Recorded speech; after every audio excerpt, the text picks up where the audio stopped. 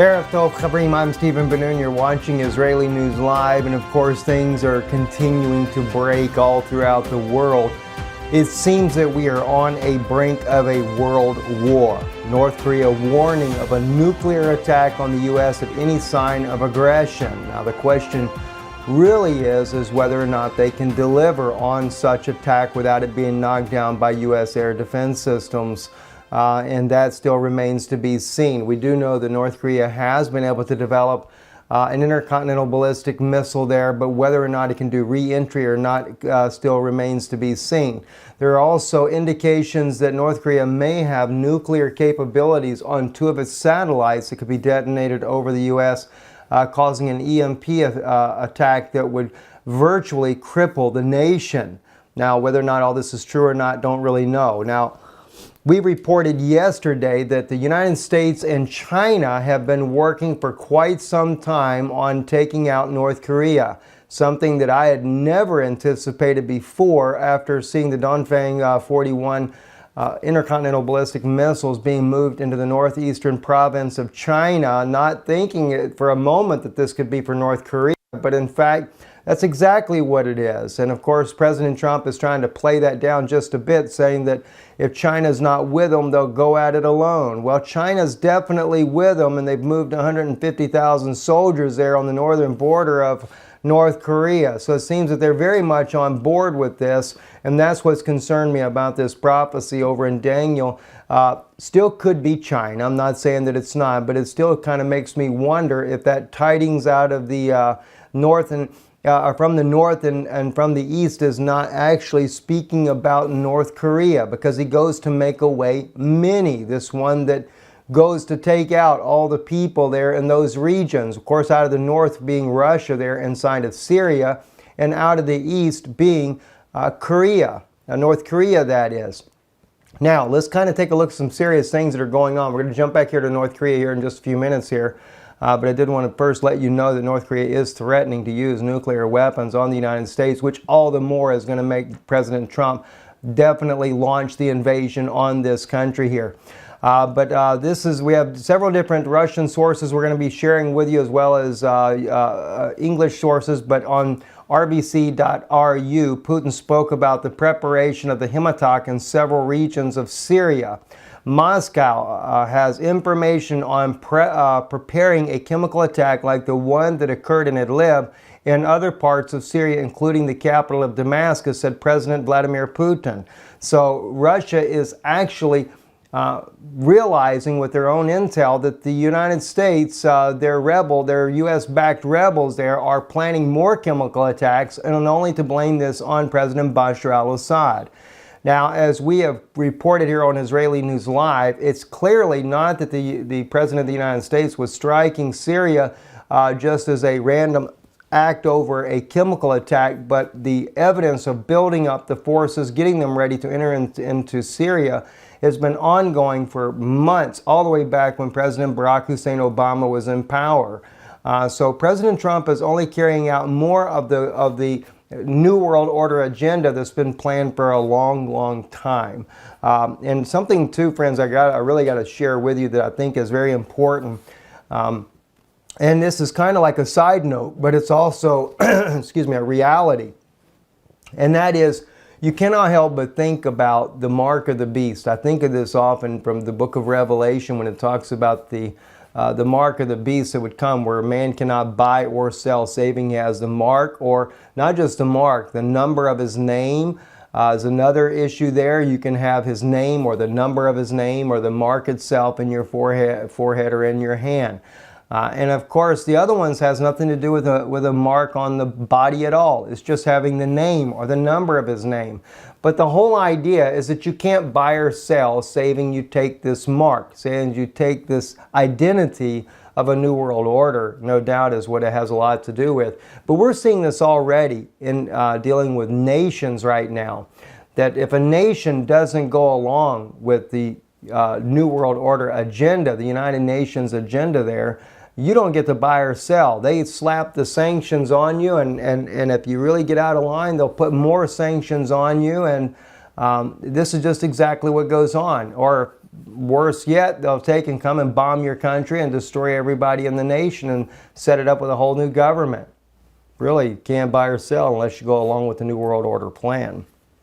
So just thought I'd throw that in there just to think about, because if it's happening on a global scale against nations, wait till it comes down to an individual scale, where unless you go along with the program, you're not going to buy or sell, you're not going to conduct business unless you're in tune with what the program is all about that they have set up for you. Moving right along though, Rex Tillerson to Russia, you're either with us or Assad. He gave out a plain ultimatum before leaving the G7 summit there in Italy there and heading over to Russia. He is now in Moscow now, meeting with Sergei Lavrov. I'm not sure exactly what time that meeting is scheduled for. I'm sure it's probably tomorrow at this point here. At least that would be my thought. But he was real quick to say about Russia that they're either with us or they're with Assad. That's like telling you, giving you the ultimatum. And again, it reminds me of a mark of the beast. You either do what we say or else you're going to pay. One way or the other. You're either with us or you're against us. And that puts Russia in a very small box, because that puts him down, as Rex Tillerson said, with, all he has for his allies right now are Iran and Hezbollah. Seems like Russia doesn't have China as an ally anymore. And that's pretty obvious, since China's been working with the United States, and he definitely doesn't have Turkey on his side either. So President Putin is very much isolated in this case. And I have to tell you, I would much rather see him stand up against, in this case here. I hate to see the underdog just be defeated like this. And it looks like that's exactly what he's going to do. According to Lenta.ru, the Russian Foreign Ministry responded to the U.S. Secretary's ultimatum. And Ms. Maria Zakharova, who is the spokesperson for the Russian Federation, she came out and she said, "I view the word of Tillerson as a political statement, as a muscle game before the start of negotiations. This is quite in line with Washington's approach," the diplomat said. Earlier Tuesday, U.S. Secretary of State said that Russia must make a choice between the U.S. and sane countries on the one hand, and Iran grouping Hezbollah and the regime of Syria, the Syrian president Bashar al-Assad on the other. The deputy chairman of the Federation Council Committee on the International Affairs, Andrei Klimov, suggested that Tillerson made that statement because it is not enough to understand the issue. If he knows the real situation is and says, then is very dangerous symptom, says the MP there. Well, I don't think that Secretary of State Tillerson, I don't think it's an issue of him not knowing the situation inside of Syria. The U.S. very well knows that Bashar al-Assad had no chemical weapons and that Bashar al-Assad never used chemical weapons. I think they know good and well what was really done. This was all a diversion. And that's exactly the way it's been played out. Here's another one that I thought interesting. Sarah Abdallah, she shared this on her Twitter account, and I thought it was very interesting there. She also, I believe, lives in Syria. Listen to what Sean Spicer says. He's the spokesperson there for the White House. Listen to what he has to say here in this comment here. The goal for both of them, the goal for the United States, is twofold. As I've stated, it's one, to make sure that we destabilize Syria. Well, he does try to correct that statement, but I think the first statement is really what he meant, was to destabilize Syria. He does take, though, and corrects his statement right after he says that, but I think that's exactly what Washington's intent really is. Another thing that caught my attention too is Eric Trump says the Syrian strike was swayed by heartbroken Ivanka. Donald Trump's decision to bomb Syria was influenced by his daughter Ivanka being heartbroken and outraged at the country's alleged chemical weapons attack on the president's son. The president's son told a British newspaper. The president launched 59 cruise missiles at a Syrian government air base he alleged was involved in the chemical weapons attack that killed dozens of civilians last week. Trump's 33-year-old son, Eric, told the Daily Telegraph on Monday that the strike was influenced in part by Ivanka, who he said was heartbroken and outraged at the chemical attack. All right, now watch what he says here, though. Ivanka is a mother of 3 kids, and she has influenced, Eric Trump said, speaking with the newspaper Trump Turnberry at the golf resort in Ayrshire, Scotland. I'm sure she said, listen, this is horrible stuff. My father will act in times like that. Trump himself was deeply affected by the pictures of children being sprayed down by the hoses to keep their skin from burning, according to his son. It is horrible. These guys are savages, and I'm glad he responded the way he responded. He described the president as a great thinker, particularly not impulsive, and added, I'm proud he took that action, and believe me, he thinks things through. Asked about Russia's threat of military escalation following the strike, Eric Trump told The Telegraph his father would not be intimidated.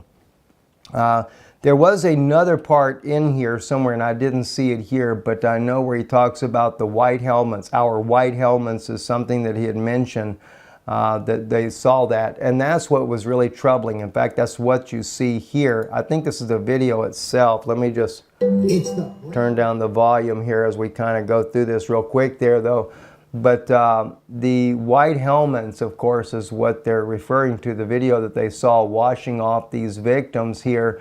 But the problem with the video is that one drop of that sarin gas would actually kill a full-grown man, a human being.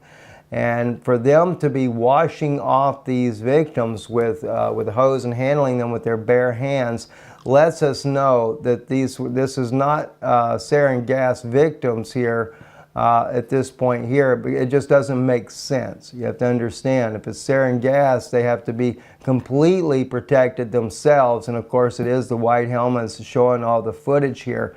So it's very questionable to begin with when we see this type of information coming out. And so, you know, even if President Trump acted based on this type of information, not knowing the facts, someone should have alerted him that if it was really sarin gas, these people would be dropping dead as well for treating them being totally unprotected. Also, President Putin, what will Putin answer? This is on the svpressa.ru.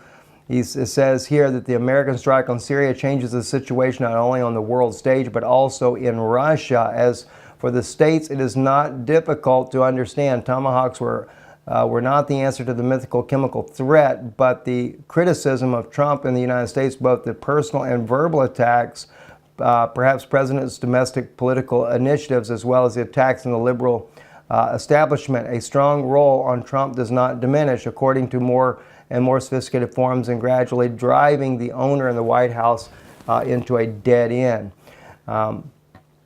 Actually, you know, I forget exactly why I brought this article in. I'll have to drop it for now. I apologize for that. I know there was something important I wanted to share with you there, and I just forgot exactly what that was.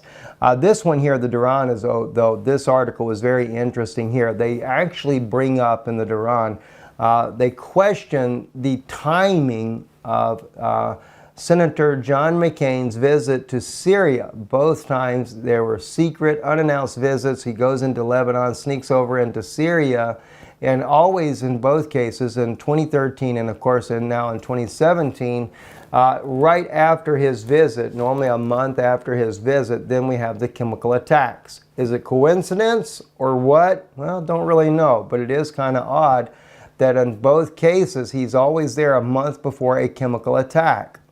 Interesting, isn't it? Also breaking, trilateral meeting set to take place between Syria, Russian, and Iranian foreign ministers in Moscow very soon. That kind of lets me know that Russia is more than likely willing to back up President Bashar al-Assad if there is another strike by the Western coalition, even though the entire world is against them. And I don't know, I'm really beginning to wonder if President Putin may not realize that this is really putting Russia in a very awkward position, that perhaps he's going to suggest for President Bashar al-Assad to step down. Again, as I said the other day, you know, for his sake and for his family's sake, it might be the better choice to be made. But the problem with that is if he steps down, then he has deserted his people that have been fighting for so long in this civil war and they would just be massacred. There would be no peaceful takeover of power. You're talking about jihadists that behead children that the United States has been backing. Al-Nusra, Al-Qaeda, ISIS members, Free Syrian Army. These guys are all one and the same. And they have been very much involved in some of the worst atrocities in the war you could ever imagine. All kinds of children have been murdered at the hands of these people here. And to think that if Bashar al-Assad were to step down and were to take the easy way out, that would put his people in harm's way as well, because these ruthless individuals would just murder people by the tens of thousands that were, because they have supported President Bashar al-Assad the entire time. So it would put them at great risk. But there again, we don't know exactly why they're going to be meeting. I would say that they're meeting because they're willing to fight back. But as I've shared with you the other day, from a biblical standpoint, if the prophecies are accurate, what we're seeing there, they're not going to win. Russia will be defeated in this battle here. As much as I would like to think differently, and I don't say that in any disrespect towards my own country, America, but I do believe that what America is doing when it comes to President Bashar al-Assad in Syria, I believe it is wrong. Flat out wrong from the very beginning. Moving on as well, Southfront News is reporting that Trump slams North Korea, says the U.S. is ready to solve the problem. He actually tweeted that out. North Korea is looking for trouble. If China decides to help, that would be great. If not, we will solve the problem without them, USA, says the President of the United States. He says, U.S.-China agree on North Korea nuclear threat, Tillerson says. I think even China is beginning to recognize that this presents a threat to even China's interests, Tillerson said during an interview on CBS Face the Nation's program. Well, I hate to tell you, CBS, but China's been in this all along with the United States preparing an attack on North Korea. Now, they may have stated maybe privately with the U.S. that they have some concerns about going ahead and doing this attack on North Korea. But China has definitely been getting ready by moving their Dongfeng intercontinental ballistic missiles there into the northern province of China, which is on the northern border of North Korea. All their troops, they've been moving this all along now for months now. And we reported the movement of the Dongfeng missiles there that were moved up there back months ago there. But I didn't realize at that time that this was because they were working with the United States. So China's not had Russia's back as much as I thought they would. Another thing here as well, Reuters saying that North Korean ships head home after China orders coal returned. So now the blockade has come. This is where I was talking about that mark of the beast. You can't buy or sell unless you go along with the New World Order. See, China's not willing to give up all the money they've been making off of this world scene with the United States and with other nations around the world. China has really become a modern country and has been developing very rapidly.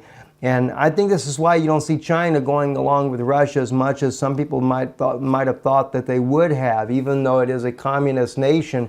You got to remember, the Pope of Rome has really been working very diligently in the background with China in trying to get those relations, diplomatic relations, resolved with China and the Vatican as well. And believe me, that has to be resolved before China can get in the fully good favor and have all the benefits that they're wanting to have. So right now they're clamping down on North Korea, and you can't buy or sell. Ship all the coal back to North Korea. We don't need your coal. We'll get it from Russia or somebody else. So interesting how all this ends up working out, right? And Russia's also kind of doing a little maneuver here that I think is kind of like, shaking a fist in the United States' face. The Pacific Fleet flagship Varyag arrives at South Korean port Pusan. The flagship of Russia's Pacific Fleet, Varyag, arrived at the shores of Korea. The warship entered the port of Pusan earlier than the USS Carl Vinson, which the U.S. turned to South Korea at the time when she was traveling to Australia. U.S. President Donald Trump ordered the USS Vinson aircraft carrier strike group to the North Korean and harbor at the Korean Peninsula in the western part of the Pacific Ocean. The military was instructed to be prepared for an attack. Kind of interesting, though, to see that the Russia actually sends one of their own attack ships right down there to South Korea. I don't know if they're just going to kind of watch over what goes on there or what, but it was kind of interesting to see that. I guess if for some reason they feel like that the U.S. is going to make a strike on Russia while they're there, Russia wants to be prepared to be able to respond to any such threats. I don't think that Russia thinks so. The U.S. will be making a strike on their country from North Korea, but it is clear that they're definitely wanting to take out the North Korean leader Kim Jong-un. And of course, you know, this is an old article right here. It's been, I don't know the exact date on it, but I thought it'd be interesting just to bring this up to you. Putin is against Kim Jong-un. North Korea is building up its fleet, and Russia is calling for peace talks. But unfortunately, Kim Jong-un was not listening to Russia, China, or anybody else. He has been very bent on building up a nuclear weapons program, hoping that this would be more of a leverage tool for him and getting more out of the West and other countries around the world, maybe to even get, in his way of thinking, respect by world leaders. But unfortunately, because of these nuclear weapons, the United States is fixing to act very aggressively. I'm just concerned that we may turn this whole charade into a third world war, especially with Syria, North Korea, and if, you know, I know that North Korea would not be that big of an issue for the United States at this point here, but you just never know which way this could end up going. One last thing I wanted to bring up to you guys in our news here broadcast. This was very troubling to me. BBC News was covering this, called Charlie Gard case. Doctors can withdraw baby's life support. This is an 8-month-old baby. He has a rare disease, has left him unable to cry and made him deaf. Doctors can withdraw life support from a sick baby with a rare genetic condition against his parents' wishes, a high court judge has ruled. Now, from what I understand about this case here, the family of this little baby here that is suffering with this disease here, which is pictured right here when the baby was born, they raised enough money, I think over £1 million British pounds, to be able to take their child to the United States for an alternative treatment that might very well could save this child's life and turn this child around. And the sad thing is that the High Court overruled, would not allow them to take their baby to get this alternative treatment when they've raised the money to do it. And now a judge can override parents' decisions for the life of their own child and can just pull the plug on this baby. That's just downright out murder. I mean, that judge is guilty of murder. Mr. Justice Francis said he made the decision with the heaviest of hearts, but with complete conviction that it was the correct decision for the child. I think his parents should make that decision, especially when they're trying to save a life and not take a life, not murder a life. And I have to just call it like it is. My heart goes out to this family here. It's hard enough for them going through what they've gone through with their baby, but that's their baby, and they're trying to save the baby's life. What is the judge trying to do? Save the country some money? Is that what it is? I mean, this is despicable. It is absolutely despicable. Mrs. Yates and Mr. Gard of Bedfont, West London, had told the family division of the High Court they wanted to give their baby one chance of life. Mr. Gard was shaking and visibly very upset as he waited for the judgment. BBC News correspondent Helena Lee, who was in the court, said when the judge ruled the treatment could be withdrawn, he shouted no. And both he and Mrs. Yates broke down in tears. Their solicitor Laura Hobie Hampshire said they were devastated by the decision and could not understand why the judge had not at least given the Charlie the chance of treatment.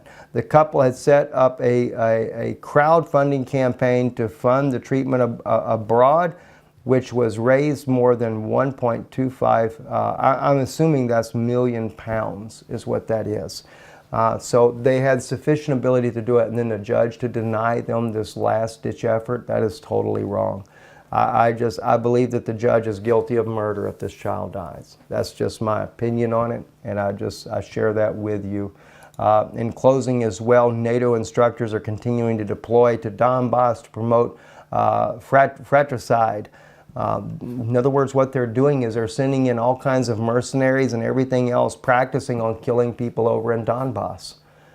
It's really a horrendous crime that NATO is doing right now. The Ukraine Armed Forces over the past few days fired across the territory of Republic 40 pieces of ammunition. This was reported today by the official representatives of the People's Militia of the Republic, Lieutenant Colonel Andrei Marokok, at a briefing of the Luhansk Information Center. He noted that the situation of the zone of responsibility of the LPR People's Militia remains intense.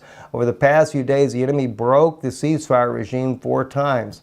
But here's what's really weird, though. What's happening, though, they're bringing in mercenaries. They're bringing in hired hands just to practice on killing people there in Donbass. There was a group of women that came in that were being used as snipers to give them training there. There are also private military companies that kill civilians for money, added the lieutenant colonel. Earlier, Morocco reported that the UAF threw to the contact line a group of female snipers from the Baltic countries and Poland. Also, he stated the Ukrainian commander transferred to the zone of the so-called ATO several hundreds of mercenaries from Canada, the Baltics, Poland, Georgia. In addition to Marco noted that the mercenaries trained the UAF military personnel in sabotage and reconnaissance, mine subversive activities and tactics of conducting combat in urban conditions. I mean, that's just despicable. That I say NATO, but because the thing is, it's the NATO member countries that are sending in their mercenaries, what, for what is this, crapshoot or something, to take in, or target practice. That's the wrong word, crapshoot, I didn't mean it like that there, but you know, for target practice, you're just coming over there to target practice on the civilians of Donbass, you know, just get as close as you can and see how many people you can kill. This is just absolutely insane what's going on against the people of Donbass there. Minsk agreements mean absolutely nothing to, not only just to Ukraine and Kiev's government, it means nothing to the NATO members that have backed up Petro Poroshenko and his bunch of thugs that are running the government in Ukraine. It is a crime against humanity what's going on. I have a feeling that they got all these people over here training because they're getting ready to have a war with Russia. They know that if they get involved with striking Syria and Russia doesn't back off, then what they're going to end up doing is they're going to end up in a war with Russia. And if it ends up in Syria, it's going to end up in Europe as well. So I think this is what this is all about. Probably if Russia strikes, if the United States strikes again in Syria and Russia retaliates, it could end up being that they try to take out Kaliningrad because of the fact that Russia has nuclear weapons there. And that would be a threat to the NATO forces that are also fighting in the region inside of Syria, all in those areas there. I'm Stephen Ben-Nun. Apologize, my voice is a little bit messed up here with some severe sinus issue I've been dealing with there, but we are covering more and more, a lot of things too. I might mention to you as well, Yana's channel, Rise Up Children of God. I'll try to remember to put the link this time in the description below. She's doing a lot of interviews. A lot of interviews that are very interesting. And in fact, if you know anyone that is suffering from autism, any child that has ever had autism, and you would like to know how to cure autism, especially if it's caught at an early enough stage, Yana will be interviewing a doctor in Slovakia that has learned the way to cure autism. You won't want to miss that. That'll air on her channel. It won't be airing here on Israeli News Live. We may end up airing a portion of that interview later. But I'm sure there's been many people that could be benefited from that. So she does a lot of interviews like that, a lot of little inside things as well, sometimes things that we have in our family here that goes on, she shares on her channel that you don't get here. And also on Ben-Nun Institute, my teaching channel there, I am fixing to release a very powerful video. I know it's going to be a real blessing. I'll be doing teaching also on the Passover. I'm going into the issue too about the Passover lamb that they sacrificed recently in Israel. I'm not for a sacrifice system at all, and neither were the prophets. So we'll be talking about that as well, sharing some insights on that.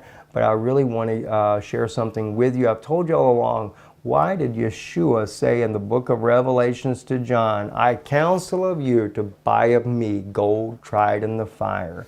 Well, you know, I've been wanting to bring this message out for a long time, and I have to really thank my sister Jennifer, who contacts me from time to time, because the Lord just wouldn't let me speak on it as of yet. And she shared with me some very interesting information that just helped corroborate more of that message that I'm wanting to share. That'll be coming out this week on Dunoon Institute. So, and I haven't spoken in a long time over there, so people are probably about ready to string me up for not spending more time in teaching there. So I will be getting back over there. I'll put that link in there as well in case you like to follow the teachings that I do, because from now on that's pretty much where they'll be, other than a little bit of the prophetic sides that we throw in the news. I'm Stephen Dunoon with Israeli News Live.